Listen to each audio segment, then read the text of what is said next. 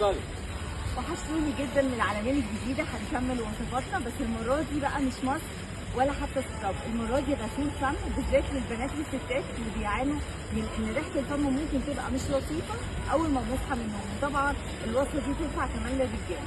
هنعمل دلوقتي غسول فم ب3 مكونات بس. تعالوا مع بعض نشوف ايه المكونات. قرنفل، ورق من النعناع الفريش، وميه مغليه. خلاص هنسيبها لمده يوم اهو. ميه مغليه،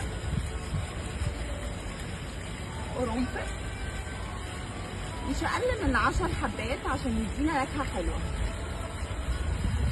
ورق نعناع فريش مش قادره احكي لكم، ده عباره عن مضمضه خطيره خطيره خطيره. بنسيبها لمده 48 ساعه اهو،